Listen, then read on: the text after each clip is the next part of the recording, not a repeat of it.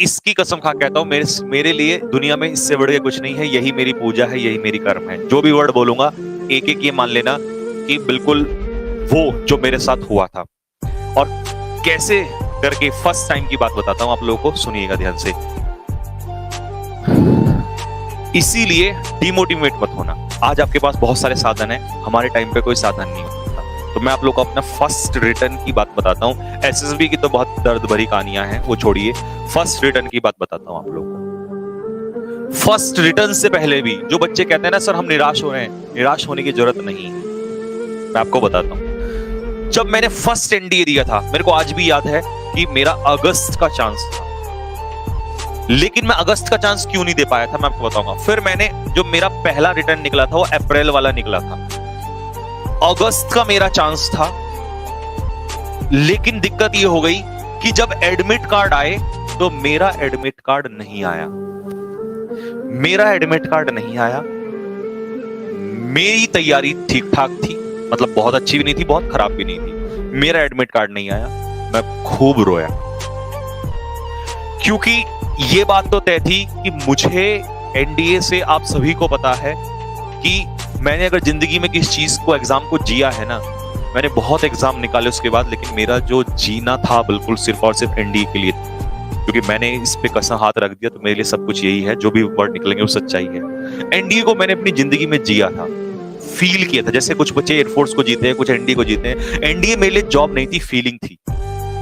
ठीक है, तो मेरा अगस्त का टाइम था, सबके एडमिट कार्ड आ गए, मेरा एडमिट कार्ड नहीं आया। मुझे तुरंत किसी ने बोला कि तुम दिल्ली जाओ, यूपीएससी पहुंच जाओ, वहां जाके पता चलेगा। मैं यूपीएससी गया अपने मामा जी के साथ।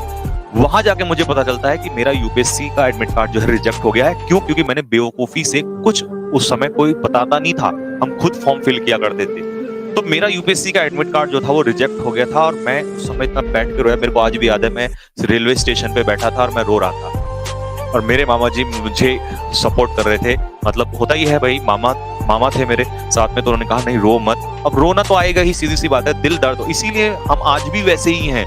हमारे बच्चों का पेपर खराब होता है तो हम तब भी उसको फील करते हैं, क्योंकि हम रहे हैं। जिस इंसान ने कभी एग्जाम ना दिए हो, जिस इंसान ने उसको एग्जाम को ना दिया हो, जिस इंसान ने उसको पास ना किया हो, जो इंसान कभी एसएसबी देने ना गया हो, उसको उसकी फीलिंग नहीं पता होगी बच्चों। लेकिन जिसने एक पल जिया है ना, वो उसको जानता है। हम क्यों निराश हुए, हमें क्या फर्क पड़ना था? कोई फर्क नहीं पड़ना था, लेकिन हम क्यों परेशान हुए? क्योंकि हमें पता है कैसी फीलिंग्स आती हैं। हम स्टूडेंट रहे हैं और हमने तो वो कई बार निकाले एग्जाम। तो मैं रोने लगा। तो मेरे उसी एडमिट कार्ड, मेरे उसी बैग में मेरी माताजी ने एक एडमिट कार्ड और भी डाला था। मतलब मेरा एक चीज का और भी एडमिट कार्ड आया था, that was of Indian merchant navy. तो मर्चेंट नेवी का उसमें था। मेरी माताजी का फोन आया कि बेटा तेरे मामा ने बता दिया था कि जो एग्जाम है इसका, ये मतलब एडमिट कार्ड, सबको घर में पता ही था कि एडमिट कार्ड हो गया। तो मेरी माँ मेरे हमेशा साथ में रहती थी। मतलब घर वाले कभी उस समय, देखिए आज भले कोई भी साथ हो, लेकिन मैं सच बोलूंगा कि उस स्टार्टिंग में घर वाले थोड़ा सपोर्ट में नहीं थे। पढ़ने के लिए सपोर्ट में थे, लेकिन कमेंट थोड़ा बहुत चलता रहता था, कब निकलेगा एग्जाम, बस ऐसे ही करता रहेगा क्या, एग्जाम नहीं निकल रहा तो उससे, मतलब ये वाली बात। और माँ जो थी भाई, माँ साथ में रहती थी, मतलब सपोर्ट में रहती थी हमेशा। तो माताजी ने कहा कि एक काम कर, दूसरा वो एग्जाम है नेवी का, मर्चेंट नेवी का, तू एग्जाम देने चला जा।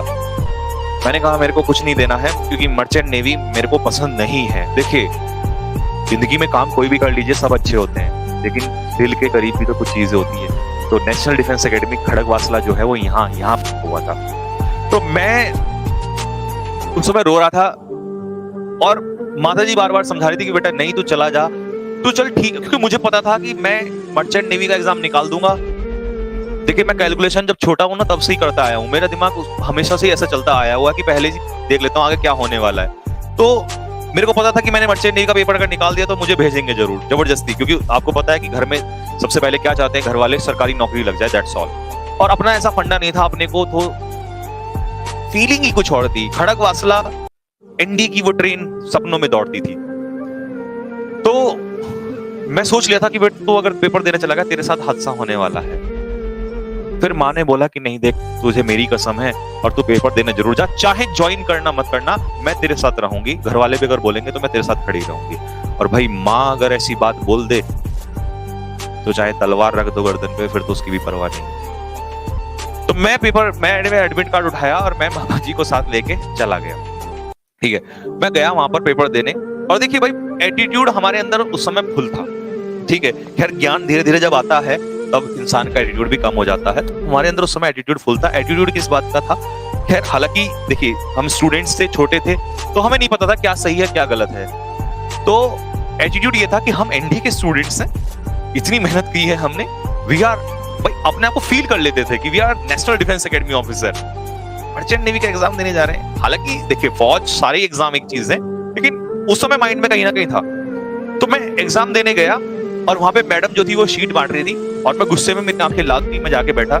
तो ऐसे नहीं कि जैसे नॉर्मल स्टूडेंट बैठे हो, मैंने फटाफट लाई ये शीट में, ऐसे इस तरीके से, और कोई मतलब नहीं। और उस मैम ने मेरी तरफ, और मैंने 1% नहीं देखा, मैंने पेपर लेके फटाफट करना स्टार्ट कर दिया। And that was offline paper, sheet fill कर दी। मैंने मुश्किल से कितना टाइम लिया होगा, उसमें कुछ भी नहीं था, कुछ भी नहीं था। मैं लिटरली बोलूं उस पेपर में कुछ नहीं था। मेरे को फटाफट मैंने पेपर दिया, और मुश्किल से कितना टाइम लगा होगा मेरे को, लगभग 30-35 मिनट के अंदर अंदर मैंने वो पेपर करके रख दिया, और मैं बैठ के ऐसे बैठ गया वही, क्योंकि याद तो उसी की आ रही थी। तो वो मैडम मेरे पास आई और आके कहती है, क्या हुआ, पढ़ा लिखा नहीं है क्या? मैंने देखा, फिर मैंने कहा नहीं, मैं फिर चुपचाप बैठ गया। तो मैम कहने लगी, क्या हुआ, तुमने पढ़ा लिखा नहीं है, क्यों निराश क्यों हो? अब मैंने कहा क्या अपने दर्द दिल का हाल सुना है मैम तुम्हें? तो परेशानी इतनी ज्यादा थी। फिर मैम ने देखा मेरी शीट, क्वेश्चंस मिला है, उसने कहा अरे तुमने तो सारे सही किए हुए हैं, काफी आंसर उसने देखे होंगे, मैच किए होंगे, तो तुम रो क्यों, मतलब परेशान क्यों हो रहे हो? मैंने कहा मैम छोड़िएगा, कुछ है, दिक्कत है।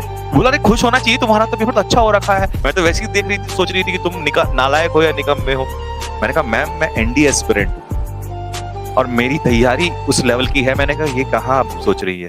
तो क्या हुआ? फिर मैंने उनको बताया फटाफट, मैंने कहा मैं मैसेज है और मैं ये, और मैं देना नहीं चाहता हूँ। तब उन्होंने कहा okay you are National Defence Academy aspirant. तब मैंने कहा तब उन्होंने मुझे छोड़ा, और वो बार बार मेरे पास आती थी, मुझे समझाती थी। ठीक है, और फिर मैं वहां से निकला, मैंने पेपर दिया, मैंने फटाफट पेपर दिया, और मैं वहां से निकला मामा जी को लेके, और हम फिर वापस आ गए वहां से। तो कुछ दिनों बाद फटाफट जल्दी से रिजल्ट आया मर्चेंट नेवी का, और कॉल लेटर घर पहुंचा और बोला कि भाई सिलेक्शन हो चुका है, अब आप अपने बच्चे को भेज सकते हो। मेरे घर में हो गया हंगामा, और जबरदस्त हंगामा, क्योंकि सारी फैमिली कहती थी कि भेजो सरकारी नौकरी, जबकि वो सरकारी कहाँ है। लेकिन फिर भी मतलब ये था कि जॉब लग गई है भैया, मर्चेंट नेवी में लड़के का सिलेक्शन हो गया है। और मैं अपनी माताजी के चेहरे की तरफ, मैंने कहा बताओ क्या करूं मैं, और माताजी मेरी मेरे तरफ, तो इस तरीके से चल रहा था। खैर मैं खूब लड़ा, माँ ने मेरा सपोर्ट किया, और मैं उससे बच गया, मैंने नहीं दिया। देखो भाई सीधी सी बात थी, मैंने उसको छोड़ा और मैं वहां से निकल गया कि मैंने कहा मैं नहीं करूंगा बिल्कुल भी, चाहे कुछ भी हो जाए, क्योंकि मेरे को सिर्फ एक ही चीज से प्यार है। तो मैंने उसको छोड़ दिया था।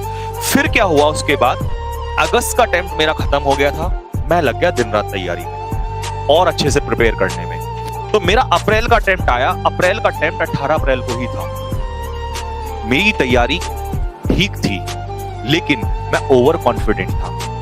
मेरा मैथ्स की तैयारी बहुत अच्छी नहीं थी, लेकिन मेरा जो सेकंड सेक्शन था ये बहुत मजबूत था पहले से ही, क्योंकि साइंस ठीक थी मेरी, इंग्लिश में मेरे को कभी समस्या नहीं होती थी, और जीके में मैं लर्न करने में भी ठीक ठाक था। बट मेरा मैथ्स को, मेरे को बहुत दिक्कत थी भाई। मैथ्स को आप बिलीव नहीं करोगे, आर.एस. अग्रवाल नाम की किताब आती है एनडीए की, मैं उस आर अग्रवाल का मेरे को एक एक क्वेश्चन भी याद, मतलब आप कह सकते हैं मैं मैथ्स में रटने वाला स्टूडेंट था। पहला चैप्टर टिग्नोमेट्री का आज भी मेरे को याद है। फिर उसी टिग्नोमेट्री में एक वो आता है एंगल ऑफ एलिवेशन और डिप्रेशन वाला आता है, क्या है उसका नाम, कुछ इसी तरीके से है। तो एंगल एलिवेशन डिप्रेशन का क्वेश्चन मतलब ये रहता है। फिर इंटीग्रेशन डिफरेंशिएशन, तो मेरे को इतना वोमिटिंग एकदम से, तो मेरा मैथ्स बहुत कमजोर था। ठीक है, मैं बहुत कोशिश करता था करने की, बस मेरे को एक ही धड़कन दिल की रहती थी कि अगर बाहर हुआ तो बेटा एनडीए के उसकी वजह से बाहर होगा, मैथ्स की वजह से, अदरवाइज तो बाहर होने का मतलब नहीं था। बस मेरे को चाहिए था कि एनडीए में पास हो जाऊं, बस मेरिट तो मैं इधर से उठा लूंगा। मेरे को इतना कॉन्फिडेंस रहता था जीके के पेपर में कि मेरिट में उठा के ले जाऊंगा यहाँ से अपने आप, लेकिन मेरा मैथ्स पास हो जाए। मैथ्स में मेरे को इतनी सरदर्दी थी बहुत ज्यादा, और वही हादसा हुआ। 18 अप्रैल को एनडीए का एग्जाम मेरा देहरादून में ही सेंटर था, और मैं पेपर देने गया। पेपर देने जैसे बैठा, सबसे इंपॉर्टेंट मैं जो आपको बताना चाह रहा हूं, जो मैंने गलती की है, मैंने इसकी कसम खाई है, ये मेरे लिए सब कुछ है। मैं आपको एक एक बात वो बता रहा हूँ जो हुआ, और यही गलती मैं अपने स्टूडेंट को वही बताता हूँ जो मेरे साथ हुआ, वही नहीं चाहता मेरा स्टूडेंट वो रिपीट करे। ध्यान से सुनना, अगर आप फर्स्ट टाइम देने जा रहे हो तो ध्यान से सुनिएगा।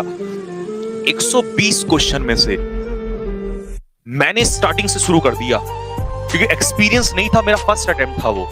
फर्स्ट मैं स्टार्टिंग के 10 क्वेश्चन में उलझता हुआ रह गया। 10, 11, 12, 13, 15, 14 पे पहुंचा।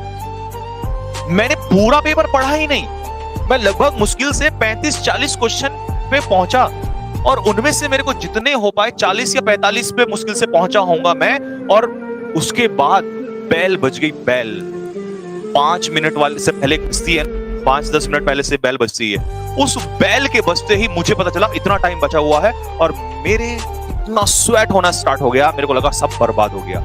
इतनी अच्छी तैयारी होकर भी अब क्या होगा, और मेरे को डर लग रहा था मैथ्स का। मैंने कहा कवर्ड हो गया बिल्कुल।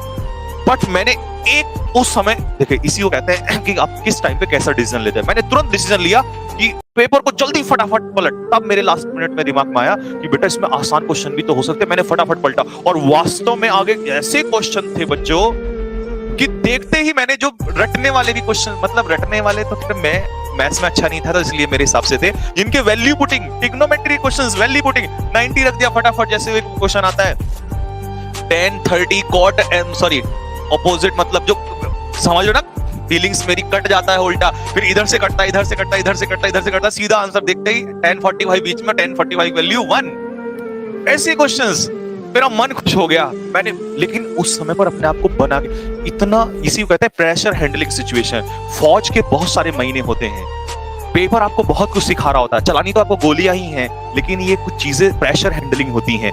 तो मैंने फटाफट जल्दी से ऐसे ऐसे क्वेश्चंस, वैल्यू पुटिंग के कुछ फॉर्मूले होते हैं, एंगल, एलिवेशन, डिप्रेशन, वो चैप्टर का नाम मेरे को ध्यान नहीं आ रहा, ठीक है। तो मैंने ये वैल्यू पुट, आयोटा एक वो होता है, चैप्टर का नाम होता है, ठीक है। अभी मेरे को एक्साइटमेंट आ रहा है क्योंकि मेरे को सब याद आ रहा है, ठीक है। तो मैं फटाफट मैंने जल्दी से 10-15 क्वेश्चन निकाल लिए, और उनसे भी इजी क्वेश्चन आगे की तरफ दिए हुए थे। मैं एक बात समझ चुका था उसी टाइम कि अगर एक बच्चा पूरा पेपर भी एक बार पढ़ जाए, ऐसा हो नहीं सकता कि वो 40 से 45 क्वेश्चन ना करे। लेकिन चालाकी वो क्या छिपा के रखते हैं कि 4 क्वेश्चन यहां इजी, 2 क्वेश्चन यहां इजी, 2 क्वेश्चन यहां इजी, 4 क्वेश्चन यहां इजी, लास्ट में, और बच्चा लास्ट तक पहुंचता ही नहीं है। नहीं तो 40-45 क्वेश्चन तो वो इजीली निकाल सकता है, आराम से निकाल सकता है। किसी ने आर.एस. अग्रवाल भी किया, भाई साहब हमने कभी आर.एस. अग्रवाल के अलावा कुछ नहीं उठा के देखा। पहले अटेम्प्ट की बात बता रहा हूँ, आर.एस. अग्रवाल ही देखी थी। लेकिन बच्चों मैं लगभग मुश्किल से, और मैंने देखा बाद में आके, मेरे जो सही ठीक ठाक क्वेश्चन उस समय हुए थे वो 35, मतलब 30 से ऊपर, 40 के बीच में, मतलब इतने ही थे। देखो लिटरली सही है। और उस समय पर इतने ही काफी होते थे, मतलब होने तो ज्यादा चाहिए थे, लेकिन मुझे नहीं पता मेरा कैसे हुआ, आई डोंट नो, लेकिन मेरे इतने ही ठीक ठाक रहे होंगे, या मेरा कुछ 2-4 क्वेश्चन का एजम्पशन गलत रहा होगा। और मैं हो गया डिप्रेस, इतना ज्यादा डिप्रेस हुआ, अब बिलीव नहीं करोगे। मैंने सोच लिया भाई गया तेरा तो सपना गया। मैं बाहर आया, मेरे हाथों पे पसीना, मैं कांप रहा हूं, मुझे कुछ समझाने वाला नहीं है। मेरा एक दोस्त कानपुर का, Vishvendra Kataria, he is right now major in Indian arm forces, ठीक है। तो वो बहुत ही पोलाइट लड़का था। अब दोस्त हमारे टाइम पे बहुत सच्चे होते थे, ठीक है, फेयर वेदर फ्रेंड्स नहीं होते थे। उसने मुझे कहा अरे परेशान क्यों हो रहा है भाई संजीव। मैंने कहा यार ऐसा ऐसा हो गया। उसने कहा सुन टेंशन मत ले। उसको भी पता था कि मेरा सेकंड सेक्शन बहुत अच्छा है। उसने कहा कितना हुआ है। मैंने कहा समथिंग यार 30-28 को ऐसे कुछ क्वेश्चंस हुए होंगे। उसने कहा चल जो हो गया उसे छोड़, जो होगा देखा जाएगा, तू एक काम कर सेकंड पेपर को अच्छे से हैंडल करना। मैंने कहा यार विश्वेंद्र नहीं होगा। उसने कहा तू टेंशन क्यों ले रहा है, एक बार कर तो सही, होगा तो वैसे भी कुछ नहीं, खराब हो जाएगा। मैंने कहा यार बात तो सही है बिल्कुल तेरी। तो मैं कहीं ना कहीं उससे बात लगा रहा, थोड़ा सा मन को समझाता रहा, और जैसे ही पेपर का टाइम आया मैं वापस पहुंचा और मैंने सोचा अब जो होगा देखा जाएगा, पेपर जैसा गया निकलेगा नहीं निकलेगा, पर इस पेपर की बैंड बजा के रहूंगा। I will see this paper any how. मैंने पूरी ताकत लगा देनी है, पेपर ना निकले कोई दिक्कत नहीं है। मैंने कहा अब तो गुस्से वाली बात है। जैसे ही शुरू हुआ ना पेपर, सबसे पहले इंग्लिश को ही उठाया। मैंने कहा इसी को देखता हूं। इंग्लिश को उठाया पूरा फट फट फट फट फट फट, इंग्लिश में मेरे को पहले से ही कोई वो नहीं थी। और फिर मैं गया सीधा साइंस पे। इसीलिए कहते हैं जो आपके सब्जेक्ट अच्छे हो, जो इजी है, सब पकड़ लो फटाफट। मैंने कहा कहीं ये ना छूट जाए, 150 क्वेश्चन है भाई। मैं साइंस पे गया, साइंस में फटाफट मैंने क्वेश्चंस उठाए वहां से, और उसके बाद फिर मैं गया सीधा ज्योग्राफी पे, क्योंकि मेरी ज्योग्राफी अच्छी थी। अगर जीएस की बात करूं, मेरे को सारा उस समय आता था। अभी तो मेरे को लगभग कुछ ही चीजें याद है। एक क्वेश्चन मेरे को आज भी याद है, 2 क्वेश्चन बताता हूं आपको। एक पूछा था कि इंडिया और श्रीलंका के बीच में यहाँ पर क्या है, यहाँ पर क्या होता है इंडिया श्रीलंका के बीच में, कौन सी स्टेट होती है? पाक स्टेट होती है, हिंदी में शायद जल संधि मेरे हिसाब से कहते हैं। तो उसने पूछा था ये वाला क्वेश्चन, ठीक है। एक पूछा था कि इधर लेफ्ट से इधर ऐसे, राइट मतलब वेस्ट से ईस्ट पे जो ये होती है ना ट्रॉपिक ऑफ कैंसर, कैसे पास होती है, कौन कौन से स्टेट से पास होती है। तो मेरे को आज भी याद है, हम अपने फॉर्मूले खुद बनाया करते थे। कैसे? देखो,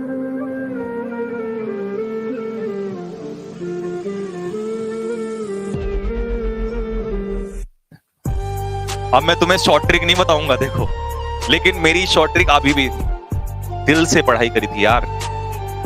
क्या हुआ, हम नहीं गए, कोई बात नहीं, लेकिन यादों के साथ आज भी जीते हैं। और जिंदगी में कभी भी कोई काम करो ना, मन से करना। हार भी होगी ना तो हार भी शर्मा जाएगी आपकी उस पे। हमने बहुत, मतलब कोई समझाने वाला नहीं होता था, खुद अपने आप एनसीईआरटी से अपने आप बनाते थे ट्रिक्स वगैरह।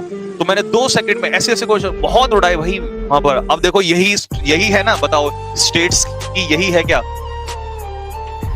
जी for Gujarat, R for Rajasthan, M for क्या आएगा? मध्य प्रदेश। ये यहां पे कुछ, एक सेकेंड, सी आएगा ये, हाँ के नहीं। छत्तीसगढ़, झारखंड, बंगाल, त्रिपुरा और ये मिजोरम या मणिपुर का। अब देखो इतना नहीं पता यार, बस ये याद है उस समय की शॉर्ट ट्रिक। बताओ सही है, सही चल रही है नहीं चल रही है? सही चल रहा है कि नहीं चल रहा? यही था।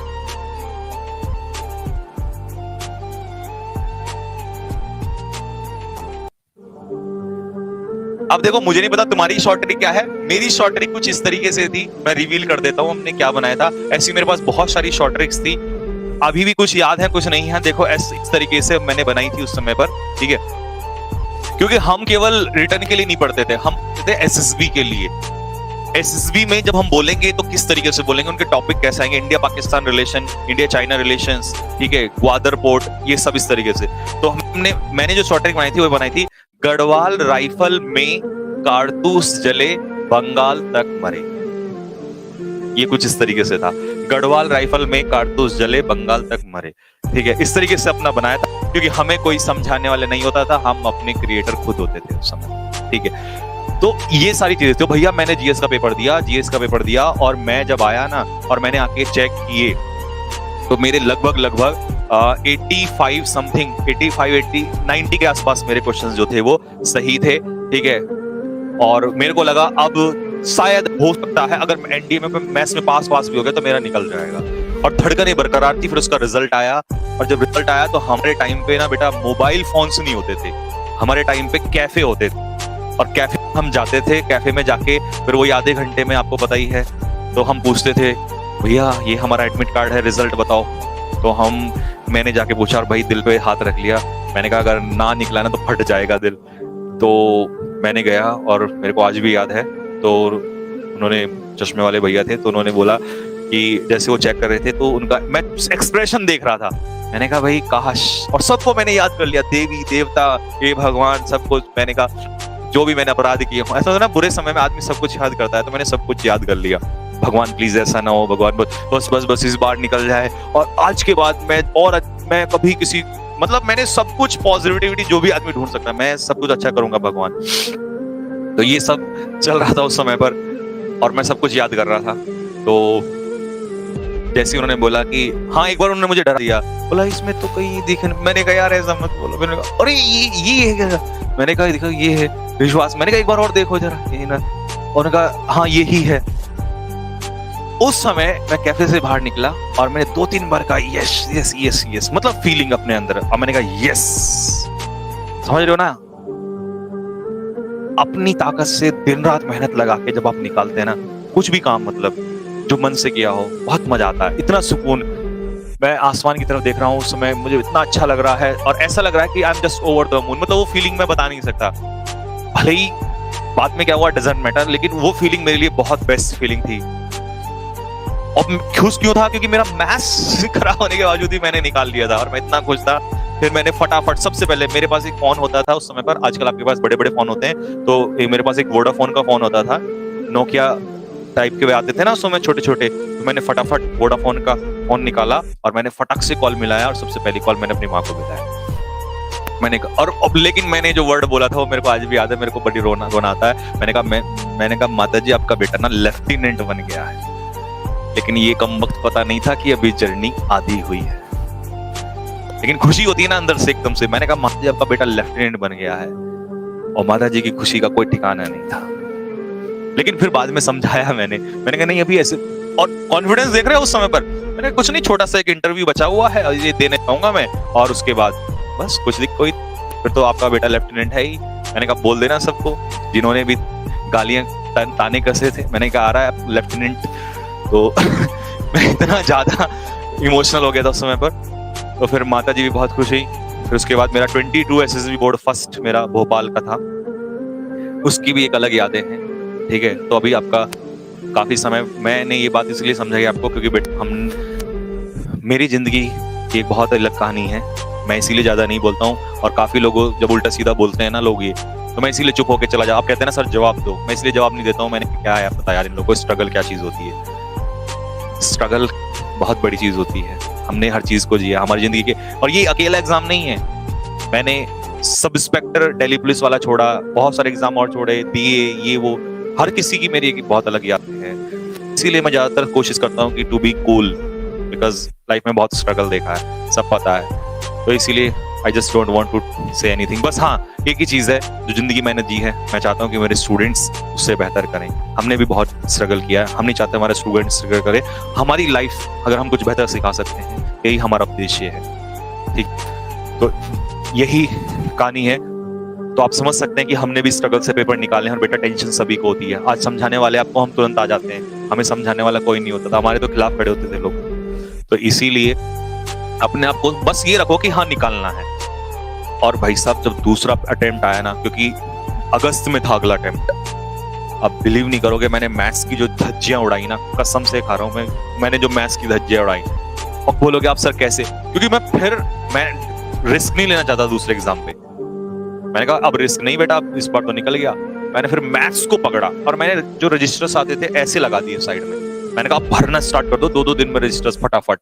और सबसे पहले मैंने आर.एस. अग्रवाल को पकड़ा। मैं जिन क्वेश्चन के आंसर रटता था ना, मेरे को ये भी कई बार आता है इस क्वेश्चन का, ये वाला क्वेश्चन का आंसर ये है, मैथ्स में भी रटा दिया था।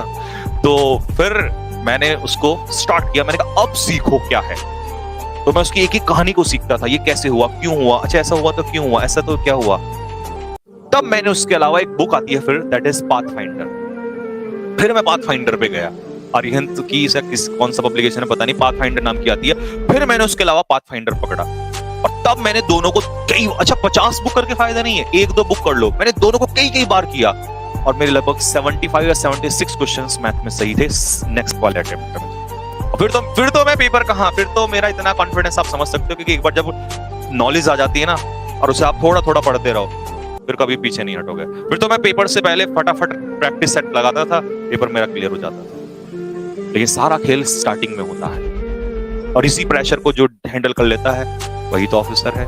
वो बात अलग है, हम ऑफिसर नहीं बने, ठीक है, गम नहीं है लेकिन उस बात का, ठीक है। उसके बाद हमें जो मिले एग्जाम्स जो हमने निकाले, उसमें हमारा मन नहीं रहा, और जिसमें हमारा मन था वो हमें मिला नहीं, ठीक है। तो यही हमारी एक छोटी सी कहानी है बच्चों, ठीक है। लेकिन इससे मैं आपको एक ही बात बताऊंगा कि संघर्ष हर किसी के जीवन में रहा है, ठीक है। हटना नहीं है, अंत तक लड़ना है। जीत होगी या हार, इससे क्या मतलब है। हम आज भी, ये तो खैर मेरा रिटर्न का था, कभी सुनाएंगे जब आपका एग्जाम निकल जाएगा, आपको एसएसबी की कहानियां बताएंगे, या physical Delhi police sub inspector का फिजिकल देना, या ये या वो, बहुत अलग अलग मजेदार स्टोरीज हैं। आज हालांकि अच्छा लगता है इनको याद करके मेमोरीज को, लेकिन उस समय तो बहुत संघर्ष वाली कहानी थी, उस समय तो दुख होता, दर्द होता था। तो इसीलिए I wish you everybody all the best guys.